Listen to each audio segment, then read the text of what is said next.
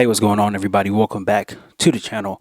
Pigskin Addicts back again with another video. So I know a lot of people are still excited about the comeback win in Arizona for the Chargers, and I am just as excited as the next fan, but you cannot let this excitement get you away from the reality of this team. You see the title of this video, you see the thumbnail, right? We're getting into the really bad run game that the Chargers have, right? This is, to me, I mean, as far as contending teams go for playoff spots, this is the worst, by far the worst run game in the league, and it doesn't have to be. And that is where it's most disappointing for me. And I think I speak for a lot of fans. It doesn't have to be as disappointing as it is, but this run game is extremely disappointing, and I'm going to point that out here. So Sunday in Arizona, the Chargers rushed for a grand total of 65 yards, right? 65 total rushing yards against a pretty, middle of the pack, below average run defense. 65 yards, that is it. Of those 65 yards, 38 came from Justin Herbert, right? 38 came from him, and he scrambled a few times, was able to pick up some pretty good yardage, but 38. So more than half of the Chargers' rushing yards came from the quarterback. Austin Eckler had 20 yards on 5 carries, right? Obviously, this is not acceptable, right? When you look at playoff football, when you look at the way playoff football goes, especially if you're a wild card, right? You're going to be playing somewhere. You're going to be on the road. The way that things are turning out now, right? You might be on the road in Buffalo. You might be on the road, possibly Kansas City. You're going to be on the road somewhere cold. So it's not going to be conducive for you to throw the ball 45 times like the Chargers do, right? That's just obvious. It's one of the more obvious things about playoff football. You have to be able to be good on defense, and you have to be able to have a run game that can at least get you some yards, that can at least take some time off the clock, right? So you're not getting blown out. The Chargers do not have this, and it is glaring. It's glaring when you watch them. Now, through 11 games, the Chargers haven't even rushed for 1,000 total yards yet as a team. That's everybody combined, right? Austin Eckler, Sony Michel, Joshua Kelly, Justin Herbert, his runs as well, too. Not even 1,000 yards as a team. That is not a good stat. The Chargers rank 30th in the run game. They rank 30th in running the ball. They rank 30th in stopping the run. The run game on both ends, right? Offense and defense is obviously a huge problem for the Chargers. Again, this win was a great win. This is a win that was needed. And, I advocated for them to win by any means possible. And they did. But this is not sustainable. You cannot sustain playing this way. And I get, Justin Herbert is one of the most talented quarterbacks that I've ever seen. But it is not sustainable to be able to play this way and expect to have success. Like, the Chargers are pretty much, a game, 2 games away from everything literally going off of the rails. It just seems to me that the teams the Chargers are playing are not taking advantage of the big mismatches that they have, right? Obviously, the Chargers can't stop the run. A lot of teams are not taking advantage of it, so the Chargers are not really being exposed, as far as their weaknesses go, right? You see Kansas City expose it a little bit. They still didn't stick with it. Arizona didn't stick with it. This coming week against the Raiders, this is a team that I feel will probably stick with the run. That's why I feel the exposure level can be at an all-time high coming up this week against the Raiders, because they have really got their footing running the ball. Josh Jacobs looks amazing, right? Ran for 230 yards against the Seahawks.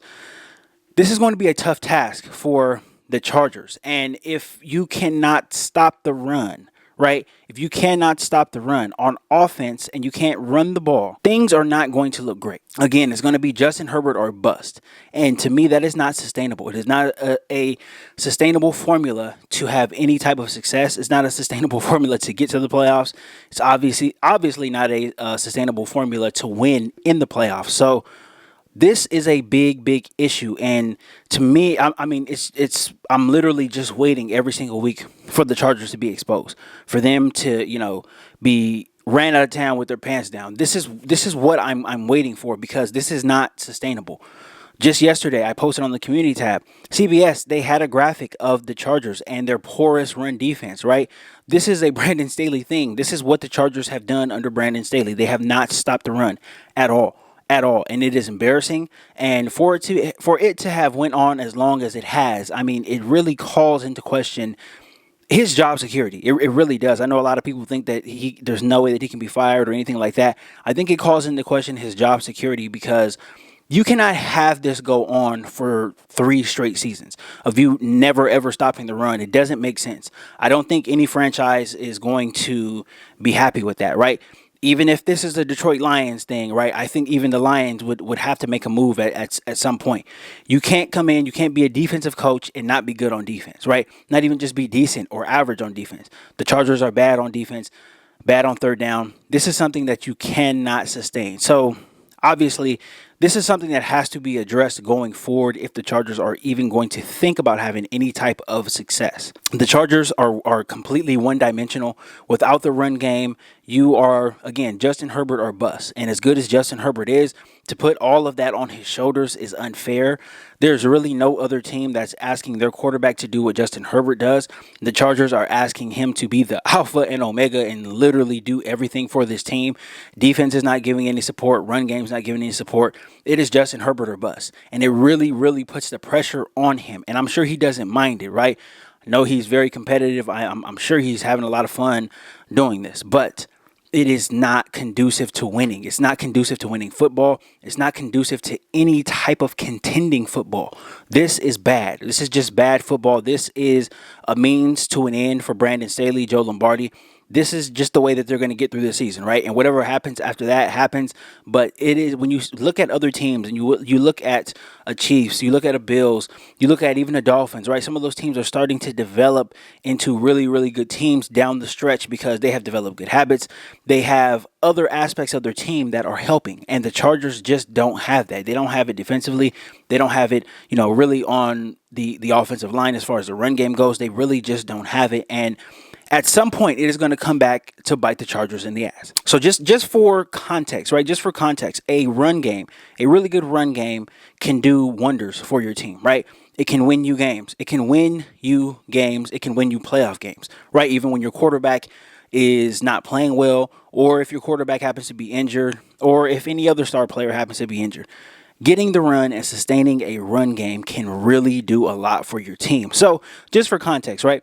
The New York Giants, they are 7-4, right? They are overachieving by every metric you can look at, right? They are clearly overachieving. This team was slated to have 5 wins this year, right? They surpassed that, and they are squarely in the NFC playoff picture. Now, when you look at them, when you look at their quarterback, Daniel Jones, obviously, probably one of the biggest question marks at quarterback in the league. The Giants, Brian Daboll, that coaching staff has provided Daniel Jones with a rushing game that is ranked 6th in the league. They average 151 yards per game, right? That is how you support a quarterback, right? That is how you support a quarterback who has question marks, right? Daniel Jones is a guy that we don't know if he's even going to be a starter in the league next year.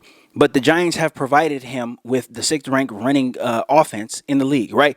Imagine what Justin Herbert could do with the 6th-ranked running offense in the league. Imagine what this team would be if they had anywhere near that type of running game, right? Just imagine what they would be. This team would be blowing people out left and right if they were able to have that type of running game. The Chargers don't, though. And you see what's going on, right? Really, really, really literally keeping their head above water. That is what the Giants have provided Daniel Jones in New York. When you look at Josh Allen, right? He's universally known as probably the most talented quarterback in the league, right? I disagree with that, but a lot of people believe he's the most talented quarterback in the league, right? From A to Z. The Bills have provided him with the 8th-ranked rushing offense in the league this year. They averaged 136 yards a game this season on the ground. Now, Josh Allen does play into that some, but he's not running the ball as much as he has in the past. So this Bills offense has really taken the run game serious. They made a trade for Nyheim Hines. He was a guy that was with the Colts. They made a trade for him, to catch the ball out of the backfield. But he has also been pretty good in the run game as well, too. Their offensive line has been pretty good. They are providing Josh Allen with a pretty good run game. Defensively, they are one of the best teams. They addressed their defense in the offseason, in the draft. They're one of the best teams in the league by far, but they took the run game serious, and they gave their young quarterback some support on the ground. So when Josh Allen is wild, right, when he's throwing interceptions, when he's turning the ball over, they can still win because they have a run game. And that is my ultimate point. In conclusion, in conclusion, these teams that are taking the run game seriously are going to have success, right? Doesn't matter if they win Super Bowls or not, but they're going to have success, and they're going to be able to take that anywhere. They're going to be able to play on the road. They're going to be able to play at home, 100,000 fans screaming, hating them or whatever. They're going to be able to execute because they have taken the run game seriously. And this is something the Chargers have not done. So if you're a Charger fan, be happy, right? Be happy, but don't be satisfied. This team is not where they should be. They're very, very, very far away. I know that there's no perfect teams, but this team is not close to anything that we thought this team would be. So please just understand. Don't be satisfied. Do not be satisfied. Do not let this comeback win take you away from reality. This is still not a good team. This is still not a good coach team. And going forward, I still expect them to have issues. So I don't want to be the Debbie Downer, but I have to bring everybody back to reality, right? We have to get back to reality. We have the Raiders coming up this Sunday. They are running the ball at a very, very, very good clip. Historic. The last game was a historic, a pace that they were running the ball. So this is who we're gonna have to face defensively, right? We might be running into a buzzsaw. So I just want to get everybody back grounded and understand where we are as a team. That is all I got for this video, guys. Thank you guys so much for all the support. Really, really appreciate it. Can't thank you guys enough. Shout out to all my new subscribers. Really appreciate you guys as well, too. Shout out to my old subscribers as well. I still appreciate you guys. But that's all I got for this one. If you're not subscribed to the channel, please consider subscribing. Don't forget to hit the like button on the way out as well, too. I'll be back again tomorrow with more content. And until next time.